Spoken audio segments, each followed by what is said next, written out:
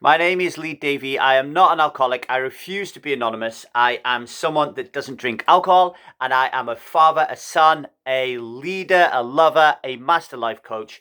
And I spend every minute of every day helping people to live a self-led life after alcohol. And that's what I'm here to do today. I'm going to do a little series on why do we drink alcohol. And today we're going to talk about that number one issue, culture. And I'm going to start by giving you a story. So I had a friend, let's call him Davis, right? And this friend Davis, he didn't contact me to help him quit alcohol. He was, let's call it, sober curious. He'd listened to a podcast of mine. He'd contacted me and he said to me, "Hey Lee, I really enjoyed your podcast and I've started to think about drinking alcohol and what it's doing to me and what life would be like without it. Can we have a chat?" And I was like, yeah. So we had a couple of conversations. And what I learned from Davis was he was a big drinker. I mean, I always knew him as a big drinker anyway, but he was a big drinker and he drank every day. And he loved it, right? He loved it.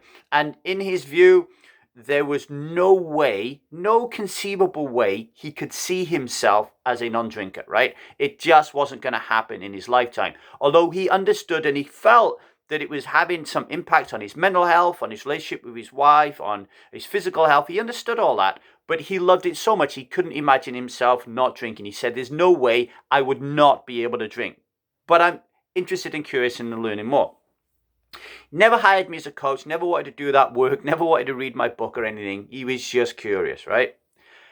Many months later, I call him to see how he's doing. I didn't call him, I actually texted him on WhatsApp. And it turned out he went out to the Middle East on a contracting job for several months. And he told me that he hadn't been drinking. And the reason he hadn't been drinking is because in the country that he was working in, it was illegal to drink alcohol. So I asked him, "How do you feel?"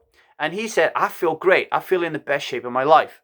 I asked him how difficult it was for him to leave his alcohol behind. And he said it was surprisingly easy. "I don't drink now. I don't miss it. Everything's great. I can't believe it." So I said to him, "What are you going to do when you go back home to the UK?" And he said, "As soon as I touch down, I am going straight to the pub and I'm having a drink of alcohol." All right?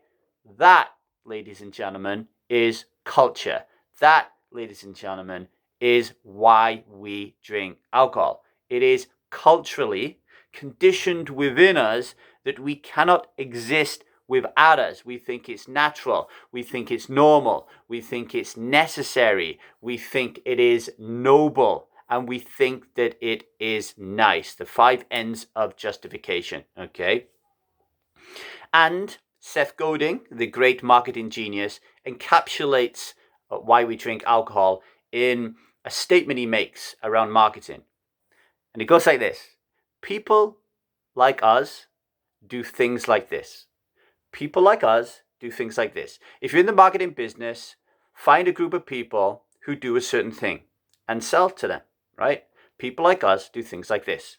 In the UK, people like us drink alcohol. In the US, people like us drink alcohol. In Australia, in Canada, in New Zealand, in most parts of the world, people like us, human beings, drink alcohol.